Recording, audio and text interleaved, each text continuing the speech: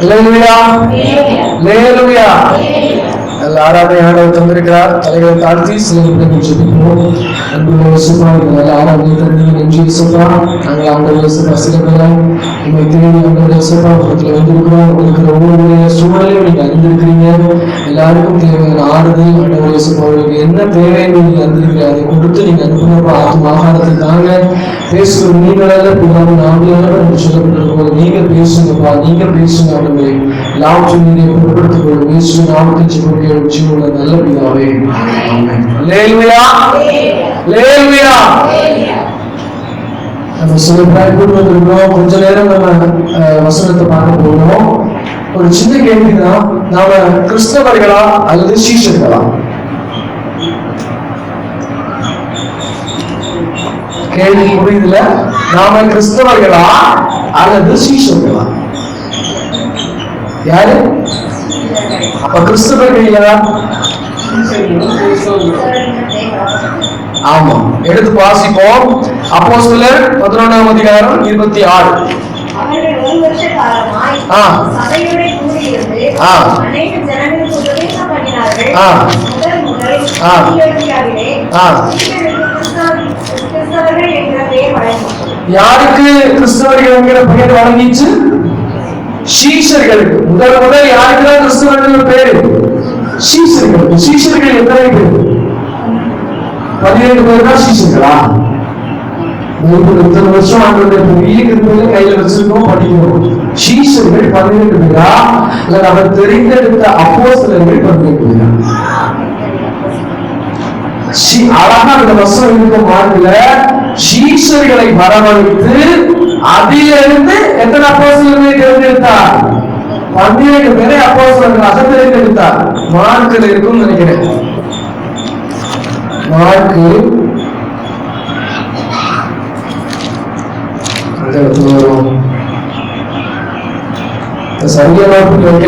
தெளிவா வசனம் இருக்கும்.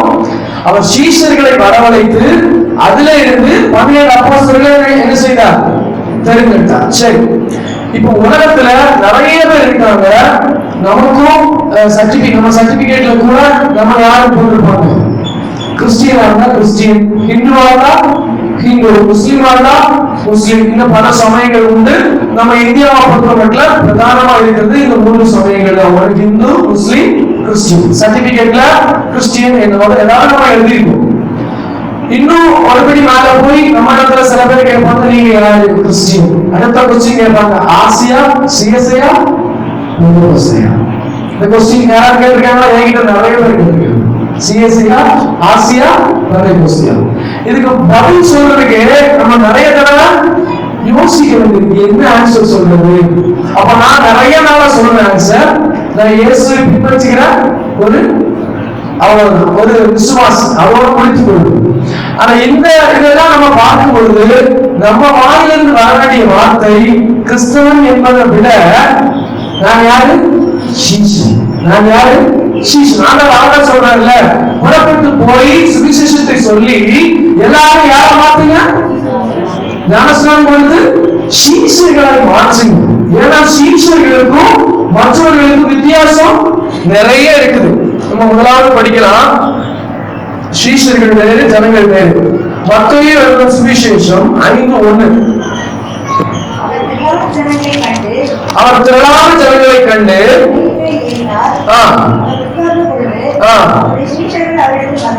அவருடைய சீஷர்கள் அவரிடத்தில் வந்தார். நான் பார்க்கிறது என்னன்னா, திரளான ஜனங்கள் இருந்தாங்க. அங்க திரளான ஜனங்கள் எல்லாரும் யாரை பார்க்கதான் வந்தார்கள்? இயேசுவை பார்க்கதான் வந்தாங்க. அவரிடத்துல ஏறி போனது யாரு? சீஷர்கள் மாத்திரம். அவரிடத்துல ஏறி போனது சீஷர்கள் மாத்திரம். அடுத்தது அதே போல இன்னொரு வசனம்,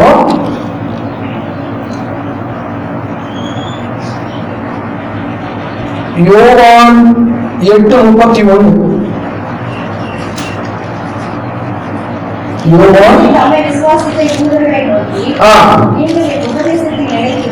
நீங்க என் உபதேசத்தில் நிலைத்திருந்தால்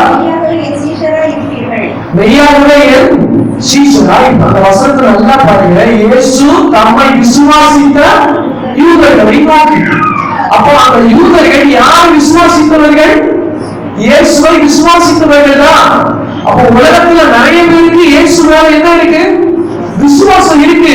ஆனா அடுத்த வார்த்தை ஆண்டவர் சொல்றாரு, எப்படி நடந்தா? என் உபதேசத்தில் நடந்தா நீங்கள் யாரா இருப்பீர்கள்? சீஷர்களா இருப்பீர்கள்.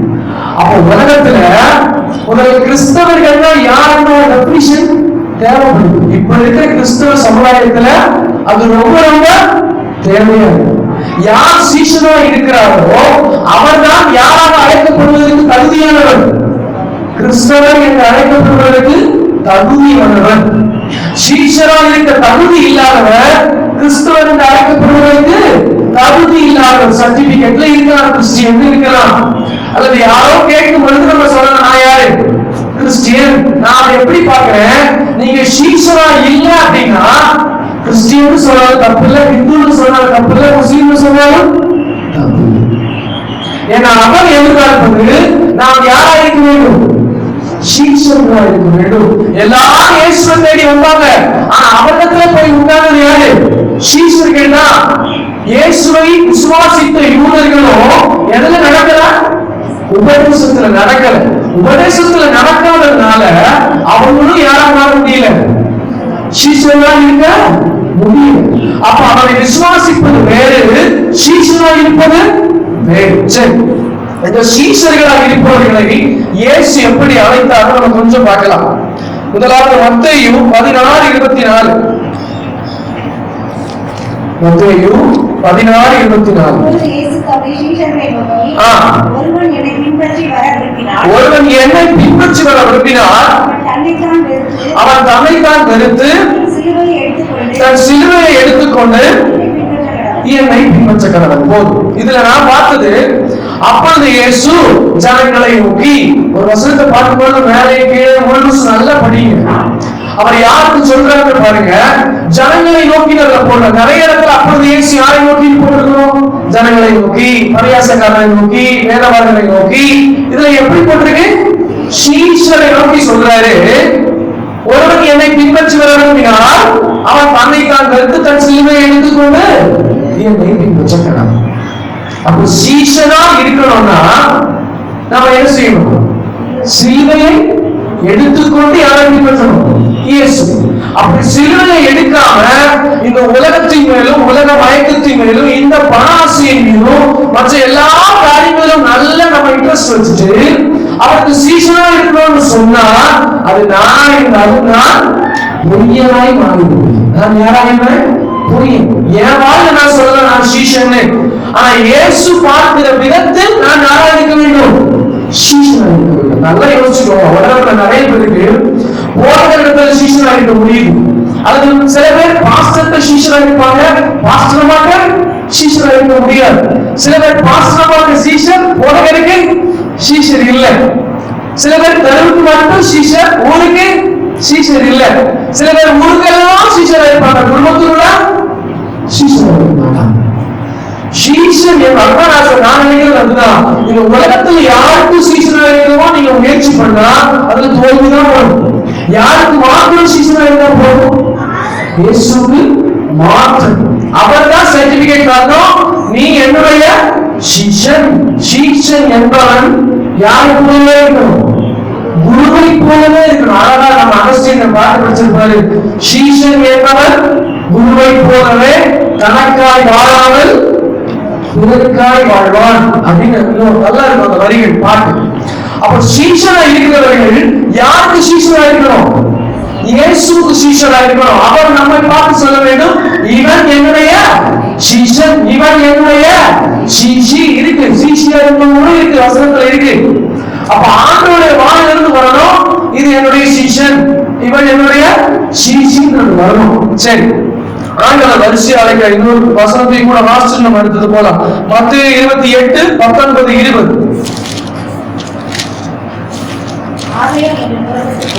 ஆகையால் நீங்கள் புறப்பட்டு போய் சகல ஜாதிகளையும் சீஷராக்கி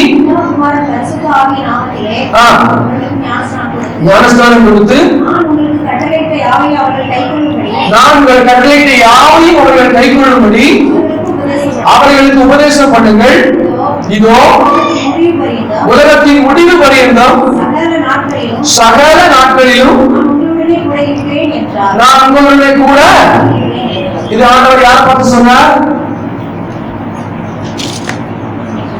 சீஷர்களை பார்த்து சொன்னார். சீஷர்களை பார்த்து சொல்றாரு, நீங்களும் என்ன செய்யும்? மற்றவர்களை சீஷரா மாற்றுங்க. பிதா குமாரன் பரிசுத்தாவின் நாமத்தினாலே ஞானஸ்நானம் கொடுங்கள். உலகத்தின் முடிவு பரியந்தம் நான் யாருக்கு வருகிறேன்? உங்களோட கூட. அப்ப நல்லா புரிந்து கொள்ளணும், இயேசுவுடைய சீஷராய் மாறிட்டோம், முழுவதும் சீஷராய் இருக்கிறோம், அப்படித்தான் வாழ்ந்து கொண்டிருக்கிறோம்னா நல்ல விசுவாசிக்கணும். உலகத்தின் முடிவு பரியலாம் நான் சாவரா இருக்கலாம், அல்லது என் இயேசு என்னை கூட்டிட்டு போறது வர அந்த இவை போது வரையா இருக்கலாம், முடிவு பரியந்தம் அவன் யாரோட இருப்பான்? நம்மோடு கூட இருப்பான். அதுல எந்த சந்தேகமும் யாருக்கும். சப்போஸ் சில நேரம் கூட இல்லாதது போல இருக்கு, மனசுல சமாதானம் இல்லை அப்படின்னா நம்ம சீஷத்துவத்தை இழந்து விட்டோம்னு புரிந்து கொள்ளலாம். அதற்காக எல்லா வேலையும் நான் அப்படி சொல்லல. சில நேரங்களில் நம்ம நல்லா இருப்போம், அது ஒரு சோதனை காலமா. யோகா பார்த்திருக்கீங்க இல்லையா? யோகை விட சீஷனா இருக்க முடியுமா? அவருக்கே என்ன வந்துருச்சு? அவ்வளவு சின்ன சோதனை இல்லை, அவ்வளவு பெரிய சோதனை. அதான் ஒரு வசனம் போட்டது. மார்க் 9 எடுங்க. மார்க் 9 புரிந்து கொள்ளுங்க. மார்க் 10:29. அதற்கு இயேசு பிரதியுத்தரமாக, எது நிமித்தமாகவும்? சுவிசேஷத்தின் நிமித்தமாகவும் வீட்டையாவது சகோதரரையாவது சகோதரிகளையாவது தகப்பனையாவது தாயையாவது மனைவியாவது பிள்ளைகளையாவது நிலங்களையாவது விட்டவன் எவனும் இப்பொழுது இம்மையிலே துன்பங்களோட கூட மூலத்தனையாக வீடுகளையும் சகோதரையும் சகோதரிகளையும் தாய்களையும் பிள்ளைகளையும் நிலங்களையும் மறுமையே நித்திய ஜீவனையும் அடைவான் என்று மெய்யாகவே உங்களுக்கு சொல்கிறேன். இம்மையிலே நூலத்தை அவர் தருவாராமா. அதுக்கு முன்னாடி என்ன வார்த்தை இருக்கு? இப்பொழுது இம்மையிலே துன்பங்களோட கூட கூடத்தனினார். மத்தேயுல படிச்சா மத்தேயு 19 இருக்கும். மத்தேயு 19 பேதுரு கேட்பாரு. அப்பொழுது பேதுரு 19:27 அவரை நோக்கி, இதோ நாங்கள் எல்லாவற்றையும் விட்டு உம்மை பின்பற்றினோமே, எங்களுக்கு என்ன கிடைக்கும் என்றான். அதற்கு இயேசு, மறு ஜென்ம காலத்திலே வீற்றிருக்கும் போது என்னை பின்பற்றின நீங்களும்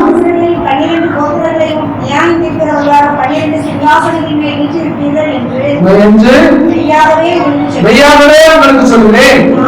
என் நாமத்தின் நிமித்தம் வீட்டையாவது சகோதரரையாவது சகோதரிகளையாவது தகப்பனையாவது தாயையாவது மனைவியையாவது பிள்ளைகளையாவது நிலங்களையாவது விட்டான் எவனோ அவன் நூலத்தனையாய் அடைந்து நித்திய ஜீவனையும் சுதந்திரித்துக் கொள்வான். ஆகியும் முந்தினோர் அநேகர் பிந்தினோர் அநேகர். நீங்க இந்த இடத்துலயும் இந்த வசனத்தை பார்க்க முடியும். மார்க்லயும் இதற்கு அடுத்த வசனம் வரும், முந்தினோர் அநேகர். அது யாரும் யோசிச்சு பார்த்துருக்கீங்க? ஏன் இந்த வசனம் அந்த இடத்துல இந்த வசனம் வரும்? நான் எனக்கு தெரிஞ்ச சத்தியத்தை சொல்றேன்.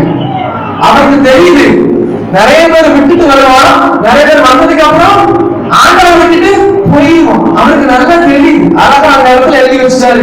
நிறைய பேர் முந்தினோர் அநேக பிந்தினோர் அநேக முந்தினோர் விசுவாசிகளாய் மாறாங்க, சீஷர்களாய் மாறுகிறார்கள். அதற்கு பிறகு இயேசு வந்துட்டு எங்க போயிடுறாங்க? உலகத்துக்கு போயிடுறாங்க. சில பேர் உலகத்தை விட்டுட்டு எங்க வராங்க? இயேசு வராங்க. அதான் முந்தினோர் அநேக பிந்தினோர் அநேக முந்தினோர். இதுல நிறைய 2 ஆசீர்வாதம் மெயினா இருக்கு. உலகத்திலையும் எத்தனை எப்படி ஆசீர்வாதம்? 10, 20, 30, 40 இல்லை. எத்தனை? 100 தனையம். அடுத்தது மறுமையில நித்திய ஜீவன். அப்புறம் 2 ஆசீர்வாதமும் கிடைக்கும். ஆனா நீங்களும் நானும் யாரா இருக்கணும்? சீஷர்களா இருக்கணும். சீஷர்களா இருக்க வேண்டுமானால் அதையும் பார்த்துருவோம். ஆண்டவர் யார் யாரை அழைத்தார், அவங்க எதை விட்டுட்டு வந்தாங்க. மத்தேயு 4ஆம் அதிகாரம் 19-20. தயவு செய்து ஆண்டவர் வசனங்களை கேட்கும் பொழுது தயவு செய்து என்ன செய்யாதீங்க? தூங்காதீங்க. தூங்குகிறவர்களுக்கு பரலோகம் கூடிதான் இருக்கும். மாற்று கருத்து இல்ல. படிக்கலாம். என் பின்னே வாருங்கள், உங்களை மனுஷரை பிடிக்கிறவர்களாக இருந்தால் உடனே அவர்கள் வலைகளை விட்டு பின் சென்றார்கள். மத்தேயு 4:22.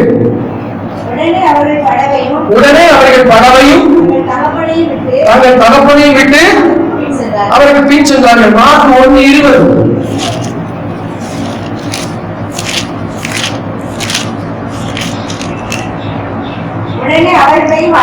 உடனே அவர்களையும் அழைத்தார், விட்டு அவருக்கு பின் சென்றார்கள். அடுத்தது லூக்கா 5ஆம் அதிகாரம் 6-7. கொஞ்சம் எல்லாம் ஒன்னோடு ஒத்து வர வசனங்கள். லூக்கா தங்கள் வலை கிழிந்து போகத்தக்கதாக மிகுதியான மீன்களை பிடித்தார்கள். அப்படியே 10-11.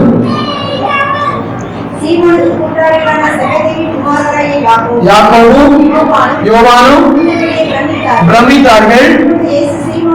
அப்பொழுது இயேசு சீமோனை நோக்கி, பயப்படாதே, இது முதல் நீ மனுஷனை பிடிக்கிறவனா இருப்பாய்.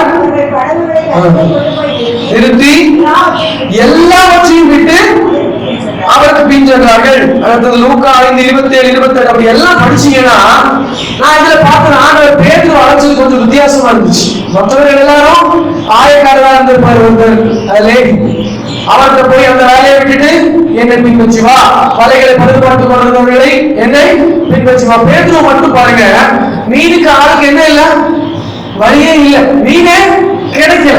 கொஞ்சம் யோசிச்சு பாருங்க. அவர் மீன் பிடிக்க போறாரு, மீனே இல்லாம வந்துட்டாரு. அப்ப இயேசு வராரு. இயேசு சொல்றாரு, போய் எங்க போரு, ஆழத்துல வலைய போடு. அப்ப இவரு போய் ஆழத்துல வலைய போட்டாச்சு. 2 போட்டு நிறைய மீன். கொஞ்சம் யோசிச்சு பாருங்களேன். நம்ம வாழ்க்கையில கூட சில நேரம் அப்படிதான் இருக்கு. நம்ம திருப்பி கேட்போம், சோர்ந்து போய் உட்கார்ந்துருப்போம். எனக்கு இது இல்லையே, அது இல்லையே, அது கிடைக்கலையே. அப்ப கிடைச்ச உடனே நம்ம அறியாம ஒரு சந்தோஷம். அதுக்கு அடுத்த ஆண்டவர் சொல்றாரு, எல்லாம் கொடுத்தாச்சு, அவருக்கு தேவை என்னது? நீ அளவுக்கு அதிகமாக அவரால் எடுத்து வர முடியல. சப்போர்ட்டுக்கு யாரை கூப்பிடுறாரு? பக்கத்துல உள்ளவங்களை கூப்பிடுறாரு.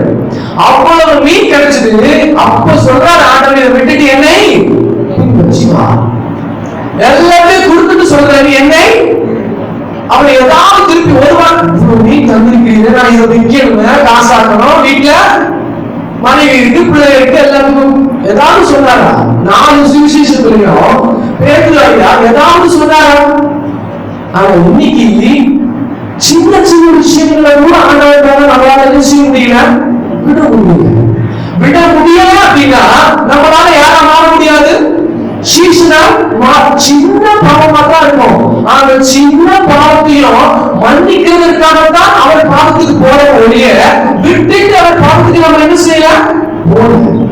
சின்ன விஷயம் தான் அவர் எதிர்பார்ப்பார். கொஞ்ச நேரம் என் சமூகத்துல வந்து வாழ்நாள் போது ஒரு 1 மணி நேரம் கூட வேண்டாம், 1/2 மணி நேரம். ஒரு நாளைக்கு நிறைய அதிகாரம் வாசிக்கலாம், பரவாயில்லை. ஒரு அதிகாரம். அவர் நினைப்பது ஏற்றுவதெல்லாம் அவர் வரும்போது, அவர் நினைக்கும் பொழுது நாம் அவருக்கு என்ன செய்யணும்? பேசணும். அவ்வளவு பெரிய தோட்டம், எல்லாத்தையும் படைச்சார். பூமியில் உள்ள எல்லாத்தையும் படைச்சி 2 மனுஷங்களை உருவாக்கி அவர் கையில எல்லாத்தையும் ஆண்டவர் என்ன செஞ்சார்? கொடுத்துட்டார். அது ஆசீர்வாதம் இருந்தது இல்லையா? உங்களுக்கு எப்படி ஆசீர்வாதம் தருவாரு? 100 தலையான ஆசீர்வாதம். 100 தலையான ஆசீர்வாதத்தை பெற்றவர் யாரு? முதல் ஆதாம் ஐயா. 100% எல்லாம் யாருக்குதான்? ஆதாம் ஐயாக்கு தான். ஆனா அந்த ஆதாம் ஐயா யார் மூலமா? ஏழாவது மூலமா எங்க போயிட்டாரு? வஞ்சிக்கப்பட்டு போயிட்டாரு. இப்படித்தான் நாமளும் அவர் வச்சிருக்கிற பெரிய ஆசீர்வாதம், நூறுதனையான ஆசீர்வாதம், சகல ஆசீர்வாதமும் அவனுக்கு உண்டு. இந்த உலகத்திலே உண்டு, மறுமையில் நித்திய ஜீவனும் உண்டு. அல்லேலூயா. ஒருத்தரை கைவிட மாட்டாரு. நமக்கு இருக்கிற பிரச்சனை, நாம அவர் சொல்றதை என்ன செய்யறதில்லை, செய்யறதில்லை. அவர் அழகா சொல்றாரு, எல்லாம் உனக்குதான், ஆனா அந்த நடுவில் இருக்கிற கனியை மட்டும் என்ன செய்யக்கூடாது, சாப்பிடக்கூடாது. நமக்கு பிரச்சனையே எதை செய்யக்கூடாதுன்னு சொல்றாங்களோ அதெல்லாம் செஞ்சுப்பாங்க. எதை செய்யக்கூடாதுன்னு சொல்றாரோ அதுதான் நிறைய பேர் பிரச்சனை. இதுதான் வசனங்கள் எல்லாம் எடுத்து பார்த்தா, கடித்து கொண்ட வசனங்கள் எல்லாம் எடுத்து பார்த்தா, இந்த சீஷர்கள் சொல்லுவாங்க, இப்படி எல்லாம் பிரசங்கம் பண்ணா ஒருத்தவங்க என்ன செய்ய மேல வர முடியாது அப்படின்னு சொல்லியிருப்பாங்க. சீஷர்களே சொல்லியிருப்பாங்க, ஒருத்தரை காண முடியாது, பரலோகத்துக்கு வர முடியாது. ஆனா நம்ம சின்ன சின்ன விஷயங்கள்லாம் ஒன்றும் பிரச்சனை இல்லை. 10 மணிக்கு ஆராதனை, நமக்கு எத்தனை மணிக்கு ஆராதனை? 10 மணிக்கு ஆராதனை. நம்ம எத்தனை மணிக்கு போறோம்?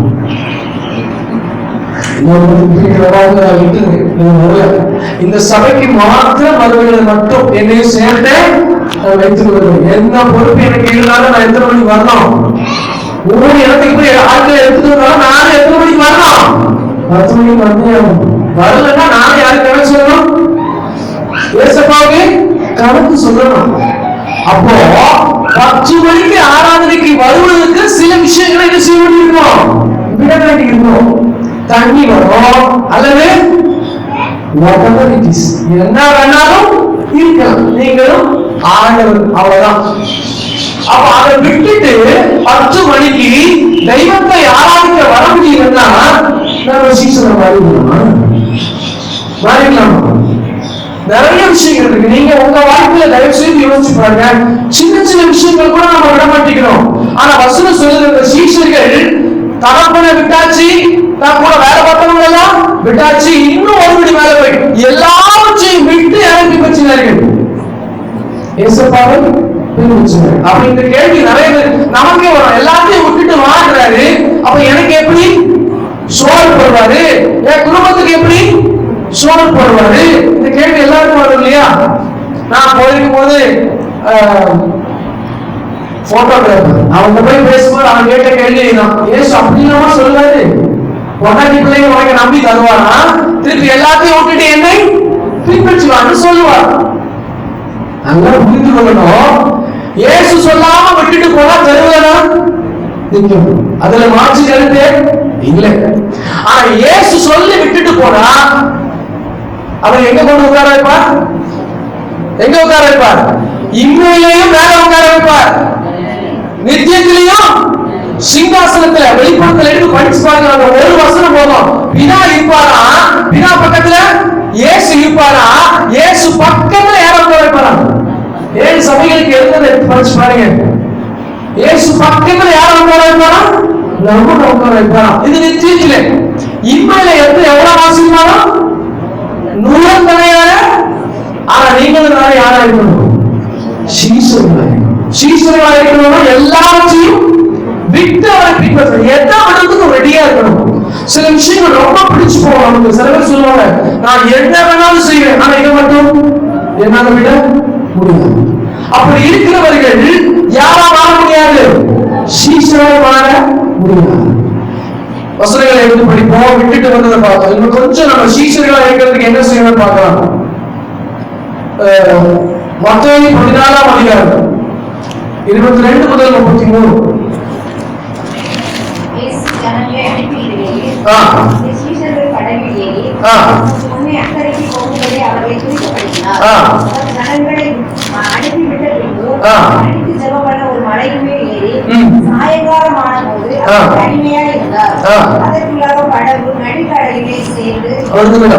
இதுல 22 33 வரைக்கும் தயவு செய்து குறித்துக் கொள்ளுங்கள். மத்தேயு 14:22 முதல் 33. இது முழுசும் படிச்சா நமக்கு நிறைய நேரம் ஆகும். கொஞ்சம் புரிந்து கொள்ளுங்க. அதுல பேதுருவுடைய சம்பவங்கள் வரும். அந்த வசனத்தை பார்க்கும் பொழுது நான் தெரிந்து கொள்வது, ஒரு சீஷனா இருக்கிறவர் 100% முழுவதும் எல்லாவற்றிற்கும் இயேசுவையே பார்க்க வேண்டும். யார பார்க்கணும்? இயேசுவையே பார்க்கணும். ஏன் சொல்றேன்னா, அந்த பேதுரு என்ன பண்ணாரு, கொஞ்சம் அதுல பார்ப்போம். பேதுரு என்ன பண்றாரு, இயேசு எதனால நடந்து வருகிறார்? கடலின் மேல் நடந்து வருகிறார். அப்ப பேதுரு அதை பார்த்து எல்லாரும் பிரமிப்படைகிறாங்க. அப்ப பேதுரு இயேசுவை பார்த்து கேட்கிறார், நானும் நடக்கட்டுமா? அப்ப இயேசு என்ன சொல்ற, நீயும் நடந்து வா. அப்ப அவரு கடல் மேலே, உலகத்திலேயே எனக்கு தெரியுது கடலில் மேல் நடந்த ஒரே ஒன்று யாருன்னா பேதுரு. இப்ப மேஜிக் பண்றாங்க, நிறைய சேனல்ஸ்ல போடுவாங்க. அது எல்லாமே கீழே என்ன வச்சிருப்பாங்க, தண்ணிக்குள்ள செட்டிங்ஸ் இருக்கும். அந்த செட்டிங்ஸ் மூலமா அவங்க தனி மேல என்ன செய்யறாங்க, நடக்கிறாங்க. மற்றபடி இதுவரைக்கும் யாரும் நடக்கிறாங்க சரித்திரம் இல்லை. அப்ப பேதுரு யாரும் நல்லா அந்த வசனத்தை நல்லா கவனிங்க. அவர் இயேசுவை பார்த்துட்டே இருக்கிறவங்க கீழே விடல. அந்த வசனத்தை தெளிவா படிக்க உங்களுக்கு நல்ல சத்தியம் புரியும். அவர் இயேசுவை பார்த்துட்டே இருக்கிறவங்க தண்ணிக்குள்ள முங்கல நேரா நடந்து போயிட்டே இருக்கிறாரு. அவர் எப்ப இயேசுவை பார்க்கலையோ எங்க போயிட்டாரு. அப்போ உங்க வாழ்க்கையும் என் வாழ்க்கையும் சீசர்களாய் அழைக்கப்பட்ட ஒவ்வொருவருடைய வாழ்க்கையும் கடலுக்குள்ள நடக்கிறது போலதான் இருக்கும். நிறைய மக்கள் நமக்கு எதுதான் எழுப்பி வரது போலதான் இருக்கும். ஆனா அதுக்கு மேல நடக்கிறவருக்கு நமக்கு என்ன தந்திருக்கிறார், ஆண்டவர் பலம் தந்திருக்கிறார், கிருபையை தந்திருக்கிறார். ஆனா நாம செய்ய வேண்டியது என்ன தெரியுமா, யாரை மாத்திரம் பார்க்கணும், இயேசு. நம்ம பார்வை எங்க போய் தெரியுமா, பல நேரங்களிலே பணத்தை நோக்கி போய்விடுகிறது. இவர்கிட்ட பணம் இருக்கு, இவர்கிட்ட போனா காரியம் நடக்கும். மனிதர்களை நோக்கி போய்விடுகிறது. இவங்க அதிகாரம் படைத்தவர்கள், இவர்களுக்கு போனால் காரியம் நடந்துவிடும். அரசாங்கத்தை நோக்கி போகிறது, போலீஸ்காரர்களை நோக்கி போகிறது, இன்னும் ஒருபடி மேலவை ஊழியக்காரர்களை யாரை நோக்கி போறாங்க, இப்போ அதிகாரத்தையும் பலத்தையும் வக்கீலையும் போலீஸையும் நோக்கி போட ஆரம்பிச்சிட்டாங்க. இயேசு சொல்றாரு, நீ சீசராய் மாறணும், எல்லாவற்றையும் விட்டு விட்டு வா. யாரை பார்த்து கொண்டே போது, இயேசுவை மாத்திரம் பிடிச்சிட்டு ஓடுனா எதுக்கு மேலேயும் நடக்க முடியும், கடலுக்கு மேலேயும். நீங்க இந்த உலகத்தில் உள்ள கடலாய் என்ன செய்து விடாதீர்கள், தயவு செய்து நினைச்சிடாதீங்க. வசனத்தை எடுத்து பார்த்தா அந்த தண்ணீர்களின் மத்தியிலே நம்ம அந்த வெளிப்படுத்தலாம் வரும். அது யாரை குறிக்கும், அநேக திரளான ஜனங்களை குறிக்கும் அந்த நீர் தண்ணீர் என்பது. அப்ப அவ்வளவு ஜனங்கள், அது என்ன போராட்டம் இருக்கலாம், உலகத்துல என்ன பிரச்சனையா இருக்கலாம், அதுக்கு மேல நடக்கிறதுக்கு ஆண்டவர் நமக்கு என்ன தருகிறார், பலம் தருகிறார். அதை நாம என்ன செய்யறது இல்லை, விசுவாசிக்கிறது இல்லை. ஆண்டவரையே பார்க்கறதுக்கு பதிலாக நம்ம பார்வை என்ன செஞ்சிருது, மாறி பார்வை நிறைய போறதுனால இந்த உலகத்துல மேல நம்மளால என்ன செய்ய முடியல, நடக்க முடியல. நாமளும் அதற்குள்ள என்ன செஞ்சுக்கிறோம், மூழ்கி போயிடும். ஒரு 4 நாள் பேதுரு ஐயா மாதிரி தான் கொஞ்ச நேரம் நடக்கிறோம், அப்ப என்ன செஞ்சுக்கிறோம், உள்ள போயிடும். ஏன், நம்ம யாரை பார்க்கல, இயேசு பார்க்கல. அதனால எங்க போயிடும், உள்ள போயிடும். அடுத்தது படிக்கலாம், மத்தேயு 15:22. படித்துக் கொள்ளுங்கள், மத்தேயு 15:2. உம்முடைய சீஷர்கள் முன்னோர்களின் பாரம்பரியத்தை ஏன் மீறி நடக்கிறார்கள், கை கழுவாமல் போதனம் பண்ணுகிறார்களே என்றார்கள். அவர்களுக்கு அவர் பிரதியுத்தரமாக அந்த பாரம்பரியத்தை பற்றி அவர் சொல்லியிருப்பார். பாரம்பரியத்தினால என்ன, இப்போ உலகத்துல நிறைய சபைகள் இருக்கு, நிறைய சபை. அது பெந்தெகோஸ்தே சபைகளா இருக்கலாம், CSI, RC, seventh day, Jehovah, இன்னும் பல கணக்கிலே இல்லாத அளவுக்கு இருக்கு சபை. இந்த சபைகள் நிறைய சபைகள் இருக்கிற பிரச்சனை, அந்த சபைக்கு ஒரு பாரம்பரியம் செய்து கொள்கிறார்கள், ஏற்படுத்திக் கொள்கிறார்கள். இது எல்லா சர்ச்சிலும் பாரம்பரியம் என்பது நிறைய சபைகள் இருக்கு. இந்த சர்ச்சு நம்ம பர்டிகுலரா என்ன செய்ய முடியாது, சொல்ல முடியாது. இந்த பைபிள் வசனத்தை விட அந்த பாரம்பரியம் அவர்களுக்கு முக்கியமானது. பைபிள் வசனத்தில் உள்ள பாரம்பரியம் முக்கியமா இருக்கு. வசனத்துல இப்படி இருக்கேன்னு சொன்னா, சர்ச்சில் இப்படி சொன்னாங்க, அதான் நாங்க அது நிறைய விஷயத்தை சொல்ல முடியும். காணிக்கை வாங்கின விஷயங்களா இருக்கலாம், அல்லது உபதேசத்துல இருக்கலாம், அல்லது அவங்களுடைய ஜீவியத்துல இருக்கலாம், அல்லது அவங்க சொல்லுகிற விதத்துல இருக்கலாம், அல்லது அவங்களுடைய நோக்கம் விஷனா இருக்கலாம், அல்லது அவர்கள் அந்த காரியங்கள் எல்லாத்துலயுமே அவர்களுக்கு அவங்க என்ன வச்சிருக்காங்க, பாரம்பரியத்தை வச்சிருக்காங்க. அந்த வசனத்துல படிக்கும்போது அழகா போட்டு, உங்களுடைய சீஷர்கள் முன்னோர்களின் பாரம்பரியத்தை ஏன் மீறி. அப்ப இயேசு அப்படிப்பா எங்க சீஷர்கள் என்ன செய்வாங்க, கரெக்டா பாரம்பரியத்தை பின்பற்றிடுவாங்க அப்படின்னு சொன்னாரா? இந்த இடத்துல மட்டும் இல்ல, 4 சுவிசேஷத்திலையும் நம்ம இதை படிக்க முடியும். பாரம்பரியத்தை மீறியதை குறித்து 4 சுவிசேஷத்திலையும் இருக்கு. 4 இடத்துல ஆண்டவர் அழகா எடுத்து பேசுவார். அப்படித்தான் ஒரே வார்த்தையில் சொல்லணும்னா அப்படித்தான் செய்வார், அப்படித்தான் செய்வார். அப்போ சீஷர்களாய் இருப்பவர்கள் முன்னோர்களின் பாரம்பரியத்தை என்ன செய்ய மாட்டார்கள்? பின்பற்ற மாட்டார்கள். எதை பின்பற்றுவார்கள்? எதை பின்பற்றுவாங்க? இந்த வேத வசனத்தை. இந்த வேத வசனத்திற்காக எதையும் விட்டுவிட்டு வருவார்கள். எதையும் விடுவதற்கு அவங்க என்ன செய்ய மாட்டாங்க? யோசிக்க மாட்டாங்க. நிறைய பேருக்கு சில விஷயத்திற்காக பாரம்பரியத்தை என்ன செய்ய முடியல? விட முடியல. பயமா இருக்கு. விட்டா இவங்க எதுவும் செஞ்சுருவாங்களோ? நிறைய சபைகள் இருக்கு. சில ஒரு விசுவாசி ஆவிக்குரிய சபைக்கு போகிறவர்கள் தான், அந்த சபையும் ஆவிக்குரிய சபை தான். அந்த குடும்பம் பல வாரங்களா என்ன போறதில்லை, சண்டே சர்வீஸ்க்கு போறதே இல்லை. இன்னைக்கு கூட பேசிட்டு தான் வந்தேன். சீலிட்டாவை கூப்பிட போகும்போது பார்த்தேன், பேசிட்டு தான் வந்தேன். ஏன் சர்ச்சைக்கு போறேன்னா, அவங்க வார்த்தை அந்த ஊழியக்கார் மாறணும்னா எங்க போடுவோம்? சர்ச்சைக்கு. அந்த ஊழியக்கார் மாறணும்னா சர்ச்சைக்கு தூக்கி வந்து இன்னைக்கு என்ன பதில் சொல்றது? நம்ம ஊழியக்கார் மாறணும்னா சர்ச்சைக்கு போடுவோம். அப்ப சபை என்ன செய்யுது? சீஷர்களாய் மாத்துதா? இயேசுக்கு சீஷரா மாத்துதா? இல்ல நான் சொன்னல, முதல்ல சொன்னல, சில பேர் பாஸ்டருக்கு சீஷர், பாஸ்டர் சீஷர், இதே பிரச்சனை அங்க வருது. சில பேர் சில பாஸ்டருக்கு சீஷர், சில பாஸ்டருக்கு யாரா இருக்க முடியல, சீஷரா இருக்க முடியல. அப்ப நீங்களும் தான் இதிலிருந்து ஒன்றை தெரிந்து கொள்ளணும். எப்போதும் சீஷரா இருக்கணும்னா யாருக்கு மட்டும்தான்? இயேசுக்கு மட்டும்தான். மனுஷனுக்கு யாரா இருக்க முடியாது, சீஷரா இருக்க முடியாது. சீஷரா இருக்கணும்னு எந்த அவசியமும் அங்க தெளிவா சொல்றாரு. பாரம்பரியத்தை பின்பற்ற முடியாது. ஏன் சீஷரா செய்ய மாட்டான், அவ்வளவுதான், முடிஞ்சு போச்சு. அவன் யாருக்கு தான் சீஷரா இருக்கான்? எனக்கு. நேற்று நைட்டு நாங்க வாசிச்சோம் யோவான் 9ஆம் அதிகாரம். அதுல இருக்கு, இயேசுவை எதை பின்பற்றல? ஒரு நாள் எடுத்து படித்து கொள்ளலாம். யோவான் 9ஆம் அதிகாரம்,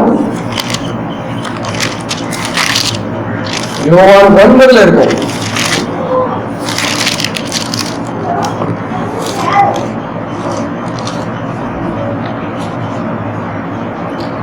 பதினாறாம் வசனம். அப்பொழுது பரிசேயரில் சிலர் அந்த மனுஷன் ஓய்வு நாளை கை கொள்ளாததினால் போதும், அவன் தேவனிடத்திலிருந்து. அவன் நிறைய பேருக்கு இது கொஸ்டின், இது ஒரு பெரிய பிரச்சனையா இருக்கு. இந்த 7ஆம் நாள்ன்றது ஒரு பெரிய பிரச்சனையா இருக்கு. ஒரு அண்ணன் பழனியில ஒரு அண்ணன் ரொம்ப பாசமா இருக்கு. அவரு என்கிட்ட கேட்டாரு, தம்பி 7ஆம் நாள் நல்லா ஆரம்பிக்கணும், நீ என்னடா சண்டே ஆராதனைக்கு போறன்னு சொல்லிட்டு. அப்ப நான் கேட்டேன், பைபிள்ல எந்த இடத்துலயும் 1ஆம் நாள் ஞாயிற்றுக்கிழமைன்னு இல்ல. பைபிள்ல எந்த இடத்துலயும் 1ஆம் நாள் ஞாயிற்றுக்கிழமை இல்ல, அல்லது திங்கட்கிழமைன்னு இல்ல. நான் சொன்னேன், சனிக்கிழமை ஒருவேளை அரசு விடுமுறையா இருந்தா நாங்க என்னைக்கு ஆரம்பிப்போம்? சனிக்கிழமை ஆரம்பிப்போம். அரபு தேசங்களில் என்னைக்கு அரசு விடுமுறை? வெள்ளிக்கிழமை. அவங்க என்னைக்கு ஆரம்பிக்கிறாங்க? பழைய பாட்டு பிரமாணத்தின்படி 7ஆம் நாள் ஓய்வு நாள் கண்டிப்பா ஆசரிச்சுதான் ஆகணும். அவன் மீறினா கல்ல வச்சு அடிச்சு கொல்லணும். எத்தனை நாள் கொண்டிருக்காங்கன்னு தெரியல. பழைய பாட்டு பிரமாணம். புதிய பாட்டு பிரமாணத்துல இயேசுவே என்ன செய்யல? வசனத்தை படிச்சோம் இல்லையா? அந்த மனுஷன் என்ன செய்ய? ஓய்வு நாளை கைகொள்ளவில்லை. அதனால அவர் எங்கிருந்தே வந்ததில்லை. தேவ ஆடை இல்லைன்னு சொல்லி முடிச்சாச்சு. இப்படித்தான் இன்னைக்கு பல உபதேசங்கள் இங்கேயும் நடவாது.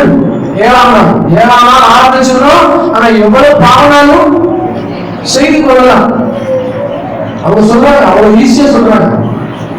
இன்னும் ஒரு கூட்டத்தார் 1914 இயேசு வந்து விட்டார் தெரியுமா? 1914 இயேசு வந்தாச்சு. உபதேசம் ரகசிய வரைக்கும் வந்துட்டு முடிஞ்சு, அந்த கிறிஸ்துவ ஆட்சி முடிஞ்சாச்சு. இப்ப எனக்கு உட்கார்ந்து தெரியுமா? 1000 வருஷம் அரசாட்சி உட்கார்ந்து. நமக்கு வியப்பா இருக்கலாம். ஆனா இந்த உபதேசத்தை பிடித்துக் கொண்டு பல லட்சக்கணக்கான ஜனங்கள் என்ன செஞ்சுட்டு இருக்காங்க? ஓடிக்கொண்டிருக்கிறார்கள். இது எப்படி எடுத்துக்கொள்வது? தெரியல. அப்படியே ஒரு மாயை கூட மாட்டி வெளியே வர முடியல. அவ்வளவு வஞ்சகம். சிலர் சொல்றாங்க 1000 வருஷ அரசாட்சி ஆண்டவர் எல்லாருக்கும் என்ன சொல்லுவாரா? ரட்சிப்பு சொல்லுவாரா? அப்ப எல்லாரும் எழுதுவாங்களா? ரட்சிக்கப்படுவாங்க. சோ இப்ப எப்படி வேணாலும் அப்படிதான் அர்த்தம். 1000 வருஷ அரசாட்சியில எல்லாருக்கும் அவங்க இன்னொரு வாய்ப்பு கொடுத்தா மருத்துவர்கள் எழுப்பி அப்ப அவங்களுக்கு என்ன சொல்லுவாங்களா? இப்படி யாராவது சொன்னா தயவு செய்து வெளிப்படுத்தல் எடுத்து படிச்சுவோம், அதையும் என்ன செஞ்சிருவோம், தெரிந்து கொள்வோம். வசனங்கள் ஆண்டவர் தெளிவா தந்திருக்கிறார். வெளிப்படுத்துற விசேஷம் 20ஆம் அதிகாரம் 4ஆம் வசனத்திலிருந்து வாசிக்கலாம். ஒத்தி கவனிங்க, தயவு செய்து கவனிங்க. அன்றியும் நான் சிங்காசனங்களை கண்டேன், அவைகளின் மேல் உட்கார்ந்தார்கள். நியாய தீர்ப்பு கொடுக்கும்படி அவர்களுக்கு அதிகாரம் அளிக்கப்பட்டது. இயேசுவை பற்றிய சாட்சி நிமித்தமும் தேவனுடைய வசனத்தின் நிமித்தமும் சிரச்சேதம் பண்ணப்பட்டவர்களுடைய ஆத்துமாக்களையும் மிருகத்தையாவது அதன் சொருபத்தையாவது வணங்காமலும் தங்கள் நெற்றியிலும் தங்கள் கையிலும் அந்த முத்திரையை தடுத்துக் கொள்ளாமல் இருந்தவர்களையும் கண்டு அவர்கள் உயிர்த்து கிறிஸ்துவுடனே கூட 1000 வருஷம் அரசாண்டார்கள். மரணம் அடைந்த மற்றவர்கள் அந்த 1000 வருஷம் முடியும் அளவும் உயிரடைய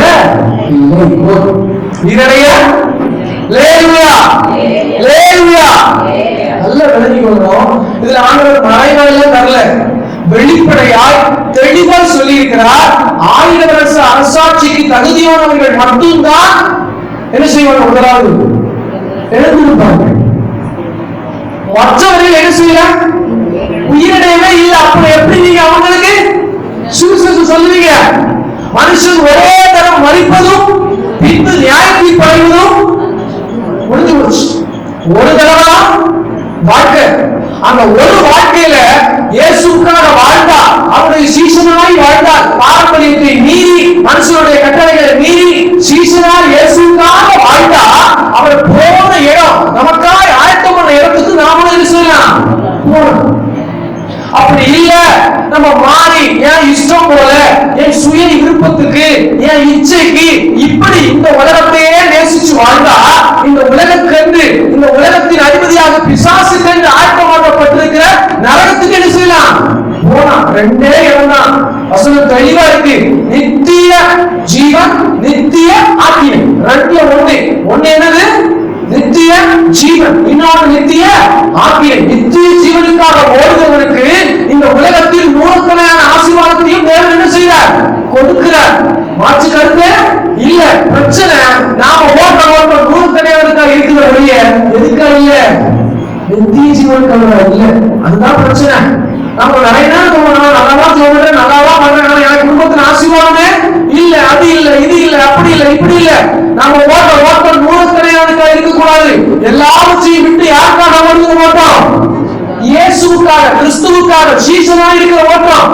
அந்த ஓட்டம் ஓடும் பொழுது உங்கள் வீடு என் வீடு இருக்கலாம், நூறுக்கணை ஆசீர்வாதத்தை காண முடியும். அப்ப நமக்கு என்னதான் பிரச்சனை? நாம ஓடுகிற ஓட்டத்துலதான் பிரச்சனை. அடுத்தது லூக்கா 12:1.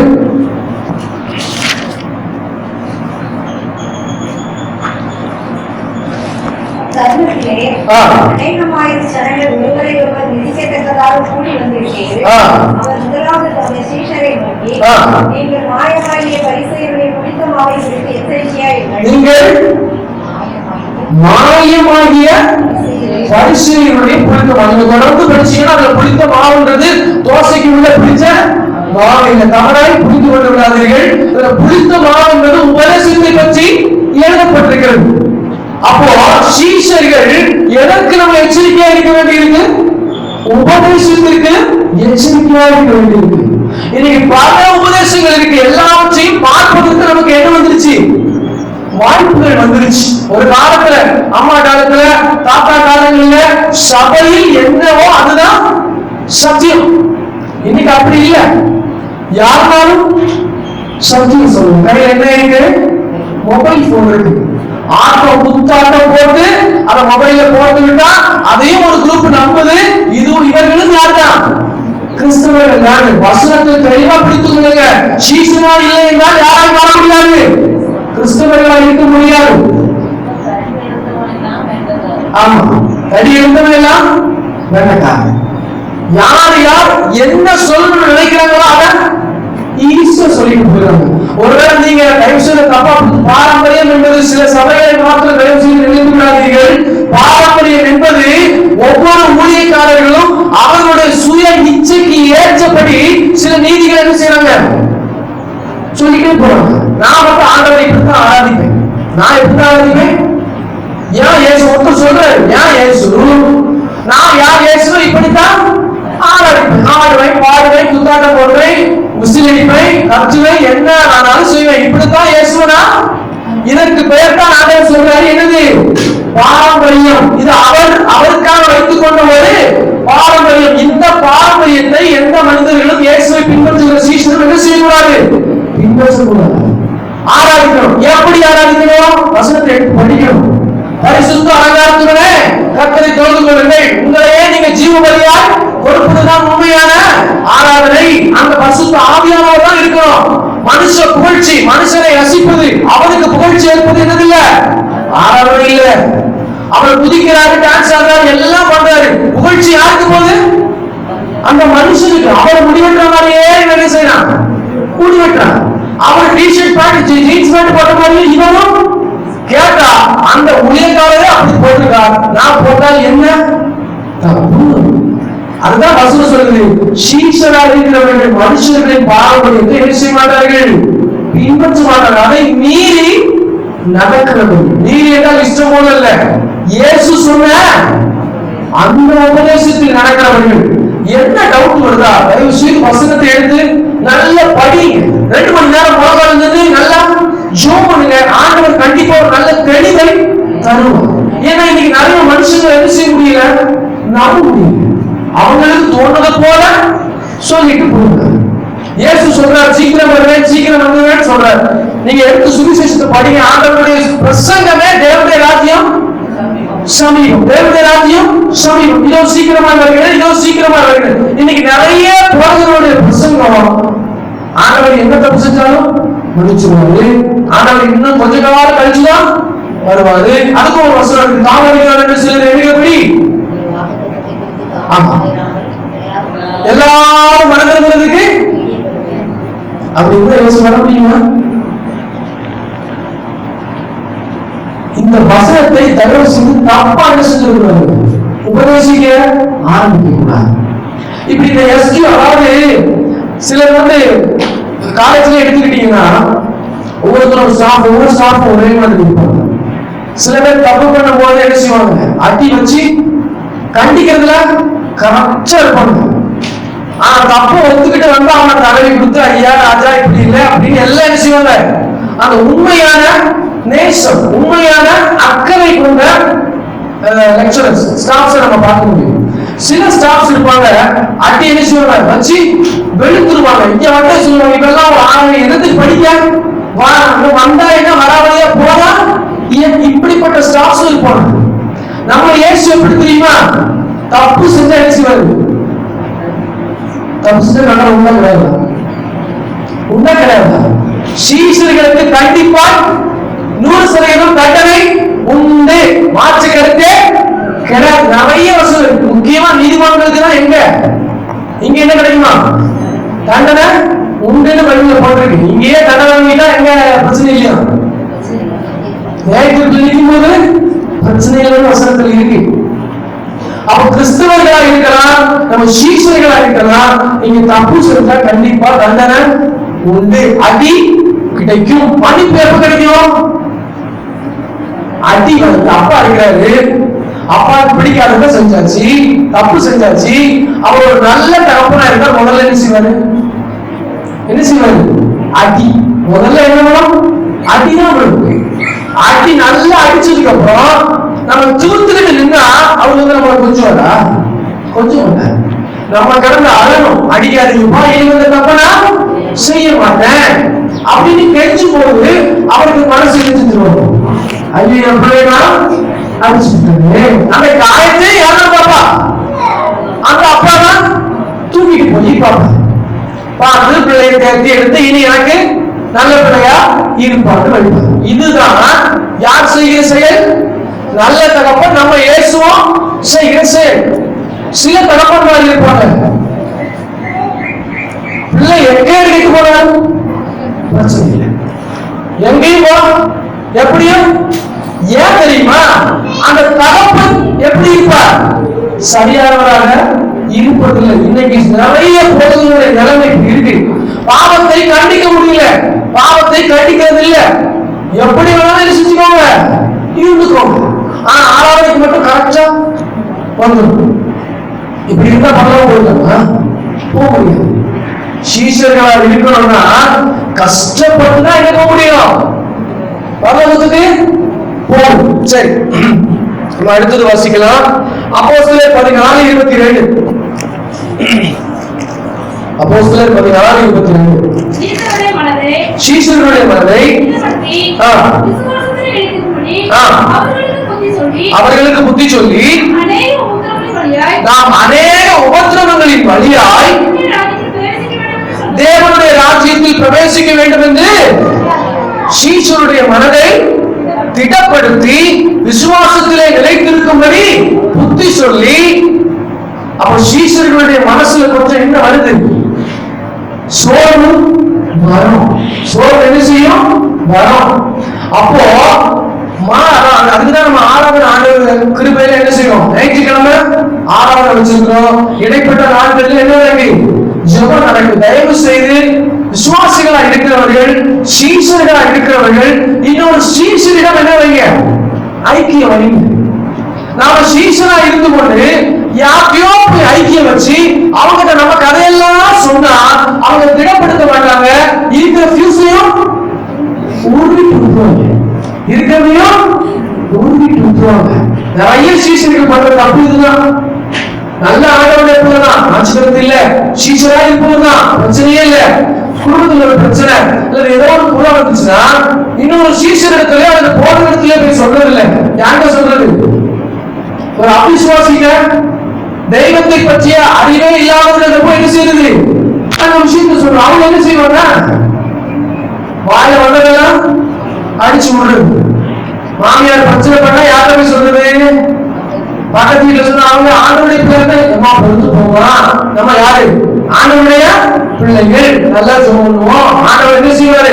மாற்றுவாரு, ஆசீர்வாதத்தை தருவாரு, குடும்பத்துல சமாதானத்தை தருவாரு. ஆண்டவருடைய பிரச்சனை இருக்கிற இடத்துல என்ன இருக்கும்? சமாதானம் இருக்கும்னு சொல்லி தருவாங்க. யாருக்கோ போய் சொன்னா அவங்க என்ன சொல்லுவாங்க? அவன் அறுவாள் தான், எத்தனை அறுவாள்? அவங்க பேச பேச நீ ஏன் கேட்டுட்டே இருக்க? திருப்பி பேசுறாங்க, நீ பழக்க தெரியாதவா சொல்லணும். சீஷர்கள் யார்கிட்டதான் சொல்லணும்? இன்னொரு சீஷர்கிட்டதான் அதை பகிர்ந்து கொள்ளணும். ஜபிக்கிற விதத்துலதான் பகிர்ந்து கொள்ளணும். அப்பதான் என்ன கிடைக்கும்? நல்ல புத்திமதி கிடைக்கும். மனசை திடப்படுத்துகிற புத்திமதி கிடைக்கும். அந்த வசனம் இருக்கு, சீஷருடைய மனதை திடப்படுத்தி. சீஷருடைய மனதை திடப்படுத்துவதற்கும் சில தகுதிகள் வேணும். சீஷருடைய மனதை திடப்படுத்துவது எல்லாராலையும் முடியாது. எல்லாருடைய வார்த்தையும் நம்ம திடப்படுத்துமா? இல்ல. முதல்ல ரொம்ப திடப்படுத்துற வார்த்தை யாருடைய வார்த்தை? ஆண்டவருடைய வார்த்தை. ஆண்டவர் வார்த்தையில் இருக்க முடியலையா? அந்த அளவுக்கு மனம் சஞ்சலப்படுதா? அப்போ ஒரு நல்ல சீஷனை பார்த்து போங்க. அவங்க என்ன செய்வாங்க? அவங்களுடைய வார்த்தைகள் நம்மை திடப்படுத்தும். அப்போ அந்த வசனம் சொல்லுது, உபத்திரவங்களின் வழியாக தான் நம்ம எங்க போக முடியும்?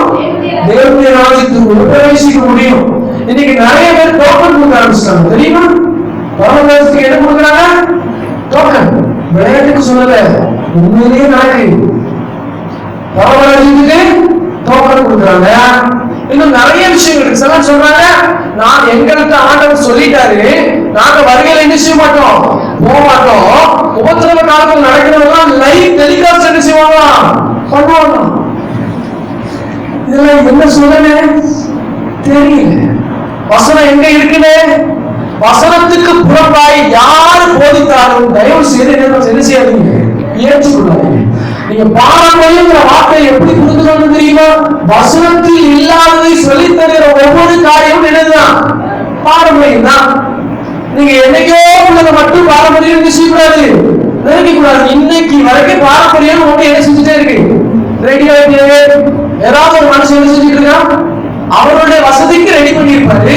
அவன் என்ன செஞ்சிருக்கிறது? எல்லாருக்கும் சொல்லி விட்டுருது.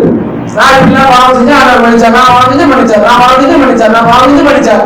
ஆனால் நீங்களும் பாவம் செய்யுங்க, மன்னிப்பு கேட்டுங்க, பாவம் செய்யுங்க, மன்னிப்பு கேட்டுங்க. இதுக்கு பேரு பாரம்பரியம். இதுக்கு பேரு பாரம்பரியம். வசனத்துல அப்படி இல்ல. ரொம்ப டிஸ்டர்ப் பண்ணிட்டீங்களா? திருப்பி திருப்பி பண்றோமா? எக்கேடும் கெட்டு எக்கேடும் கெட்டு போன விஷயம் ஆண்டவர் எப்படி சொல்லுவாங்க? ஆண்டோட அன்ப அவர் கை இப்படி வச்சிருக்காரு வச்சுக்கோங்களேன். அவர் கை இப்படி வச்சுதான் இருக்கு. அவர் கை எல்லா அவருடைய பாதை எங்க இருக்குமா? பூமி. அவருடைய சிங்காசனம் வானம். அவ்வளவு பெரிய அப்பா. அப்ப அவர் கை கூட நம்ம வச்சிருக்காரு. நல்லா புரிந்து வருங்க. அவர் கை கூட நம்ம வச்சிருக்காரு. இந்த கையில இருந்தீங்கன்னா கீழே என்ன நடந்தாலும் நமக்கு பிரச்சனையே இல்ல. எல்லாவற்றையும் யார் பார்த்துக் கொள்வா? கையில வைத்துக் கொண்டிருக்கிற ஏசப்பா பார்த்துக் கொள்வார். நாம செய்யறது என்ன தெரியுமா? இந்த கையில இருந்து குதிச்சு எங்க போனோம்? கீழே போனோம். மனுஷன் வர ஆசை இந்த கையில இருந்து குதிச்சு எப்படி போனோம்? கீழே போனோம். அதுக்கு நான் என்ன செய்யணும்? பறக்கணும். பரவாசம் வந்துருது. அதான் சொல்லுவாங்க, நம்ம ஒரு பட்டம் நம்ம எப்படி வைத்துக் கொள்ளலாம்? பறக்கிற பட்டம் போல வைத்துக் கொள்ளுங்க. அந்த நூல் யாருக்கு இருக்கணும் தெரியுமா? யாருக்கு இருக்கணும்? இயேசுப்பா இருக்கணும். அந்த நூல் யாருக்கு இருக்கணும்? இயேசுப்பா இருக்கணும். அவர் இருந்துட்டாருன்னா அந்த பட்டம் பறக்கும். எந்த பிரச்சனையுமே வராது. அது முள்ள மாட்ட மாதிரி போனா நூலை வச்சிருக்கிற இயேசுப்பா என்ன செய்வார்? அதுக்கு தகுந்த மாதிரி கொண்டு போவார். எந்த பிரச்சனையும் வராது. நமக்கு இருக்கிற பிரச்சனை நூலை என்ன செஞ்சு விடு? வெட்டி விட்டு. ஏன் வெட்டி விட்டா பட்டம் எங்க பறக்கும்? உச்சிக்கு போயிடும். அதே ஸ்பீட்ல கிழிஞ்சிடும். உள்ள மட்டை கிழிஞ்சு நார்மலா முடிஞ்சு போச்சு. அப்போ ஒவ்வொருத்தரும் புரிந்து கொள்ளணும், நான் சீசனா இருக்கணும்னா ஏசப்பா கையில இருக்கிற பட்டம் மாதிரி இருக்கணும். அவர் எல்லாம் சட்டம் சொல்லிட்டாருல, நூலத்தனே உனக்கு என்ன தருவேன்? இம்மையில தெளிவா இருக்க இம்மையில நூலத்தனையை தருவேன். நூலத்தனையை கொடுத்தார். ஆறாமுக்கும் ஏழாவுக்கும் நூலத்தனையை கொடுத்தார். அப்படித்தான் உங்களுக்கும் எனக்கும் தருவார், வைத்திருக்கிறார்.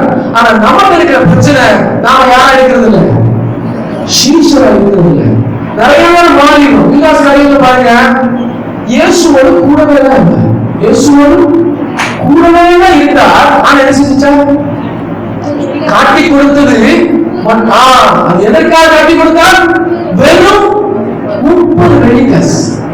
வெறும் 30. நிறைய தடவை யோசிப்போம். இயேசு கூடவே இருக்கிறாரு. எதுல வந்துட்டாரு? 30. அதை படிக்கும் போது உங்களுக்கு எனக்கு என்ன நினைவு தெரியுமா? எவ்வளவோ பெரிய வாக்கியம், நித்திய ஜீவன். இந்த உலகத்துல சமாதான சந்தோஷம் குறைவில்லாம நிறைவேற்றி எவ்வளவோ விஷயங்கள் ஆண்டவர் தராரு. உலகத்தானுக்கு இல்லாத விஷயங்கள்லாம் நமக்கு இருக்கு. ஓடி வச்சிருக்கிறான். ஆனா மனசுல போது இமைப்பொழுது கூட என்ன இல்ல? நிம்மதி இல்ல, சமாதானம் இல்ல, உயிருக்கு பயம். ஆனா எல்லாவற்றையும் ஆண்டவர் தந்து, நித்திய ஜீவனையும் தந்து, எல்லாத்தையும் தந்து வச்சிருக்கிறாரு. ஆனா நாம இந்த 30 வெள்ளிக்காசு ஏதாவது ஒரு நாள் என்ன செஞ்சுக்கணும்? சிந்தையை வச்சுக்கணும், நம்ம இச்சையை வச்சுக்கணும். அப்படி வைக்கிறதுனால அப்பா வச்சிருக்கிற அந்த இந்த உலகத்தில் உள்ள நல்ல விஷயங்களா இருக்கலாம், நித்திய ஜீவனா இருக்கலாம், இதை சுதந்திரத்துக்குள்ள முடியாமல் போயிருது. இந்த வசனத்தை நல்லா படிச்சு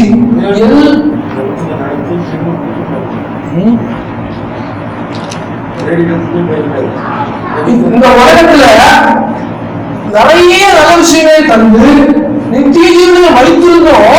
ஆண்டவர் பிள்ளைகள் என்ன செய்யறாங்க?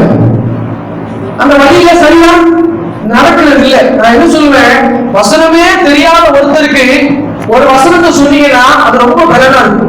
வசனமே தெரியாம இருக்கும். காலேஜ்ல இருக்கிறாங்க, பைபிளே படிச்சிருக்க மாட்டாங்க. அப்ப இந்த புது வருஷம் வாங்கினா இயேசுவை பின்பற்றுகிற கிறிஸ்தவர்களா இருக்கிறவங்களுக்கு ஒரு நாள் என்ன கொடுக்கணும்னு நினைக்க மாட்டேன், வாக்குத்தத்தம் என்ன செய்ய மாட்டேன், கொடுக்க மாட்டேன். ஏன்னா உங்க கையில என்ன வந்துருச்சு? இதுல இருக்கிற எல்லா வசனமும் யாருக்குதான்? நமக்குதான். இந்த வசனமே தெரியாம ஒருத்தர் இருப்பாங்க எனக்கு தெரியும் போன வருஷம் இது 2021 2019 முடிஞ்சு 2020 அவங்க நல்ல இந்து தான். நாம வாழ்க்கை அவங்களுக்கு கொடுக்குற எல்லாரும் நல்லா இருப்பாங்க, எல்லாம் அன்பா இருப்பாங்க. பெண்களோ ஆண்களோ பரிசுத்தமான அன்புல எல்லாரும் எப்படி இருப்பாங்க. நானும் தேவைக்குதான் பேசுறேன், வழி தேவையில்லாம யாரையும் உட்காந்து பேசுறது இல்லை. அப்ப என்கிட்ட இருந்து ஒரு வசனத்தை வாங்குறாங்க. அப்ப சொல்றாங்க, இந்த வருஷம் அவங்க சொல்றாங்க, அந்த வசனத்தை பார்த்துட்டு அவங்க இந்த வசனத்துல இருக்கிறது எனக்கு நடக்கணும் ஆண்டவரே சொல்லிட்டு என்ன செஞ்சாங்களா வாங்கினாங்களா. அந்த வசனத்துல இருந்த மாதிரியே அவங்க வீட்டில் செஞ்சுட்டான் நடந்துச்சான். அவங்க அக்காவுக்கு நிறைய வயசாகி கல்யாணம் நடக்கல. அப்ப அவங்க சொல்றாங்க, இந்த வசனத்தை பார்க்கும்போது கடவுளே கடவுளே என்ன செஞ்சிடணும், கல்யாணம் நடந்துடும், இது நிறைவேறணும். அந்த வசனம் அதுக்கு தகுந்தாற் போல அவங்களுக்கு கிடைச்சி அது அப்படியே நிறைவேறும். அப்ப இந்த வருஷம் வருது 2021 கொரோனா, நிறைய பேர் வரமாட்டாங்க, நான் போவேன் அவங்க இப்படி மாறி மாறி. அப்ப சில நாள் அவங்க வரும்போது கேட்பாங்க, சார் இந்த வருஷம் வருது தட்ட எங்க அவங்க கேட்கிறாங்க. அப்ப அப்படிப்பட்டதாய் காணப்படும் ஒழிய நம்ம கையில இவ்வளவு பெரிய வசனம் இருக்கிறோம், நாம என்ன செய்யறது, படிக்கிறது இல்லை, தியானிக்கிறது இல்லை, அதன்படி நடக்கிறது இல்லை. ஒன்றை நல்லா புரிந்து கொள்வோம், சீஷனாய் மாறுவோம். சீஷனாய் இருக்கிறவர்களுக்கு மாத்திரம்தான் கிறிஸ்தவர்கள் என்ற பெயர் நேரத்தில் கொடுக்கப்பட்டதை ஒழிய அவங்க போறவங்க சொன்னவங்க எல்லாருக்கும் என்ன பேர் கிடையாது, கிறிஸ்தவர்கள் என்ற பெயர் வழங்கப்படவில்லை. அந்த பெயர் அவங்களுக்கு கிடையாது. அவங்க சொல்லிக் கொள்ளலாம், நான் யாரு கிறிஸ்தவன் கிறிஸ்தவன் சொல்லிக் கொள்ளலாம். ஆனா ஏசு என்ற பெயர் என்ன செய்யலாம் அவங்களுக்கு கொடுக்கல. நம்ம எல்லாம் யார வாங்கணும், சீசர்களா. அல்லேலூயா.